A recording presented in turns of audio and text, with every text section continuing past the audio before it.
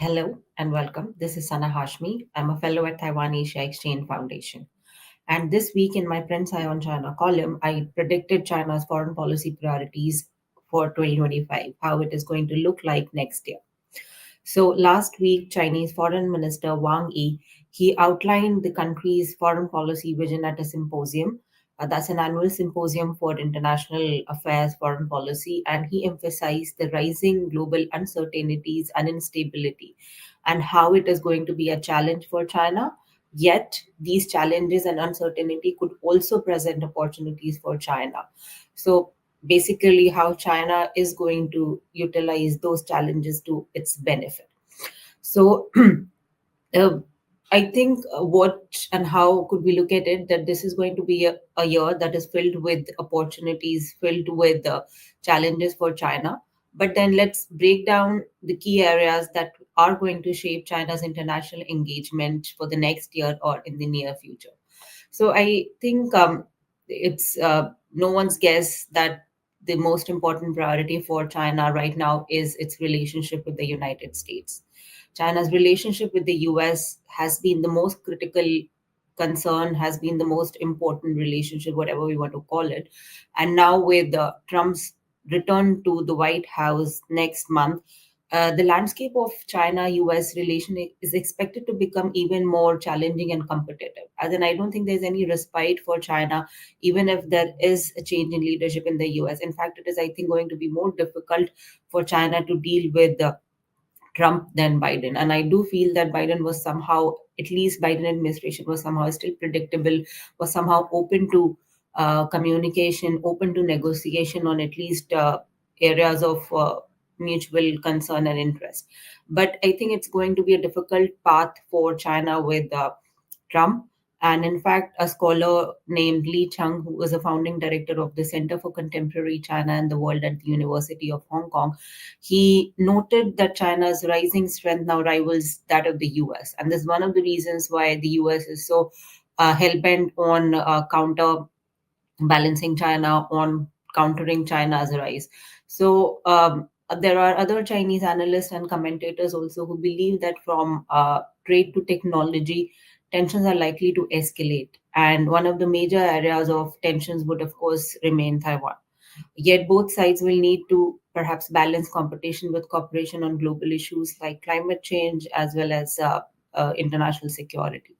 So I think what a lot of Chinese scholars and the internet media discourse is, and they are kind of speculating that there will be competition, there will be an element of conflict, perhaps over Taiwan, over technology, but despite that, there needs to be cooperation on areas that are impacting the world. So these two countries need to come together to work despite their challenges, despite their uh, issues and areas of differences. But apart from that, the next priority for China seems to be Europe. And we haven't really been discussing China's relationship with Europe and how China, specifically with this US China tensions, how China is reaching out to Europe and what does the equation look like.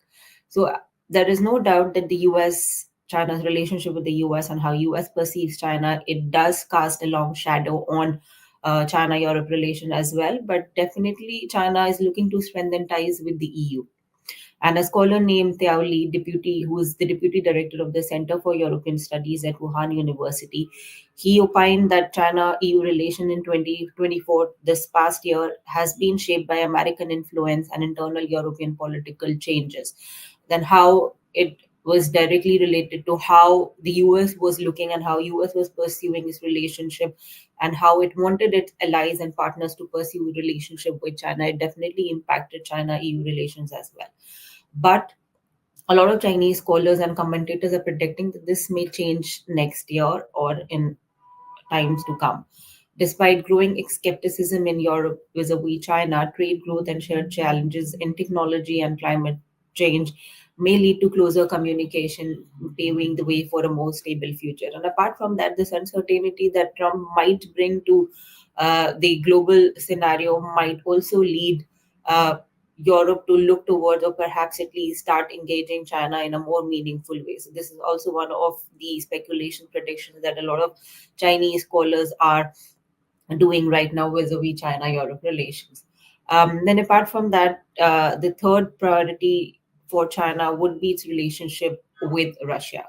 And definitely, what I believe is China Russia relations will be on top for China that are driven by pragmatism. We have already seen how, in the past 2, 3 years, this relationship has been one of the most important for China and even for Russia. And what the relationship has been premised on and how they have grown closer is primarily to counter external pressures, and the external pressures primarily the US and uh, the entire West, specifically after the Russia-Ukraine war. So this alliance is definitely is expected to deepen, and specifically as they continue to support each other's development and to preserve whatever they call a global stability according to their perspective. And in fact, one of the indications is that how the relationship is going to stand the test of time is that how they are going to do the joint development of this Asia Z island that was once disputed between China and Russia, and now it stands as a powerful symbol of this enduring Russia-China partnership. Then, apart from these major international relations that China is going to focus on, India as well as ASEAN, the Southeast Asian countries, would also remain key players in Chinese strategy. Uh, of course, ASEAN has been an important dialogue partner for China, but India is one country that presents both competition and opportunity for cooperation for China. And this recent thaw in India-China relations that happened in October, it signals a positive shift, and the positive shift is definitely being seen at least by the Chinese strategic community.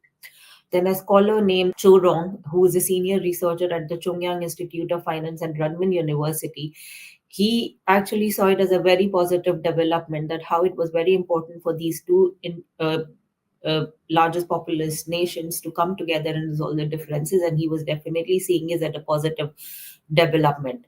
However, if we dig deeper, if we look at how the Chinese are discussing India China relations, what I'm seeing is that much of this dynamic still shaped by the US influence, particularly as China seeks to counterbalance Washington's approach, pivot to Asia, the Indo Pacific approach. So much of the media and the online community in China, they're still viewing India China relationship through the US prism.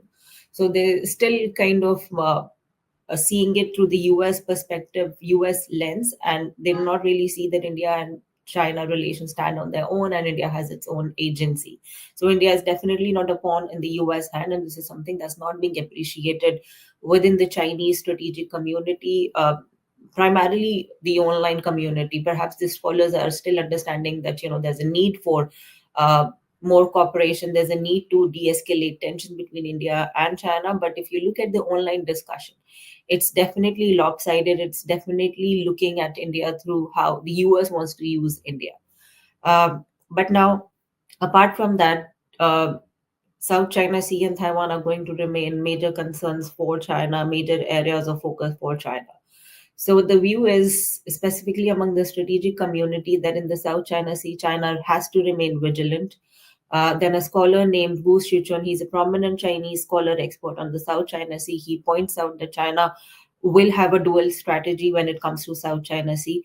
It will not compromise on safeguarding its sovereignty, its territorial rights in the South China Sea, but at the same time, it will foster regional cooperation, specifically through joint development with Vietnam and Indonesia, that are kind of coming across as countries that want to engage China and want to perhaps play low key with respect to the South China Sea dispute. So, of course, this entire idea that there's no unity within the ASEAN with respect to the South China Sea, and Philippines is one country that is giving a befitting reply to China in the South China Sea, but then it is also looking at external powers such as India and the United States to deal with China and not really at the fellow Southeast Asian countries. So I think China is has been taking advantage of that, and the situation and the approach is not going to change.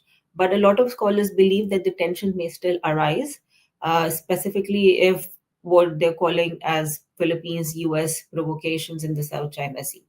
Um, then one of the other major focus areas would or perhaps could be the Belt and Road Initiative. In the past year, specifically after the pandemic, we have seen that Xi Jinping has kind of played low key with respect to the Belt and Road Initiative. But this may see a slow resurgence, not very. fast or expedited, but we may see that the projects might reappear in the coming years. And China's desire to present itself as a leader in global infrastructure development is also likely to intensify. And it does aim to contribute more to global infrastructure and share its economic dividends with the world. Or this is something that we have been seeing in all these speeches and in the commentary that is coming out of China. And but lastly, in the Middle East, China will also continue to assert its role, navigating the global chaos that's been happening right now. And its aspirations, willingness to play a bigger role in the conflicts and peace broker and presence in peacemaking and diplomacy is definitely a desire that will be reflected and seen in Chinese approach in times to come. And it definitely wants to project itself a force for good, stabilizing force in global conflicts. And perhaps we might see a comeback for China in conflicts, perhaps to project its role as a peace broker or as a mediator. So I think this is something we also have to pay attention to. So, in summary, I would say that the next year, 2025, will see China seeking a more prominent role on the world stage, balancing competition with the strategic cooperation, perhaps, as tensions with the US and the West continues. Uh, China will also aim to expand its influence in the global south. It definitely wants to be a voice of the global south, and this is something that we might see. There might be a continuation in that effort. China would also forge stronger ties with both Europe as well as Russia, with an eye on India and ASEAN as well. But we also have to look for signs or indications of standoffs or tensions on the border area. But overall, I do feel that to balance Trump and to kind of navigate uncertainties from Trump administration, India would be a top priority for China to perhaps navigate and manage relationship with. So I don't think that the tensions and escalation of tension would be a priority for China vis-a-vis India specifically till the time China figures out how to deal with the United States under Trump administration.